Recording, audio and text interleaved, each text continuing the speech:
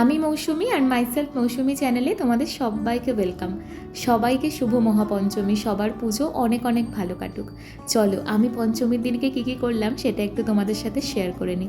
পঞ্চমীর দিনকে সন্ধ্যাবেলায় আমি আর যিশু গিয়েছিলাম অশোকনগর গোলবাজারে।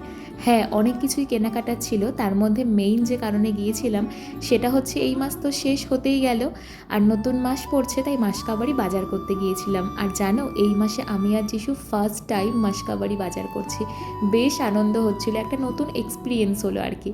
যাই হোক, আর কি জানো তো, তোমাদের সাথে একটা কথা শেয়ার করি। বিয়ের পর থেকে না, নিজের জন্য কোনো কিছু কেনাকাটা করার আগে সংসারের জন্য, ঘর গোছানোর জন্য, রান্নাঘর গোছানোর জন্য যা যা কিনতে পারি সেগুলোই না বেশি আনন্দ দেয়।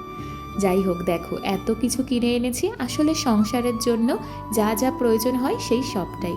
আর তারপর রান্নাঘরটাকেও একটু ভালো করে গুছিয়ে নিলাম। আর তারপর ডিনার করলাম পনির ভাজা দিয়ে। সো আজকের শর্টস ছিল এইটুকুই। সবাই ভালো থেকো, সুস্থ থেকো। দেখা হচ্ছে নেক্সট ভিডিওতে।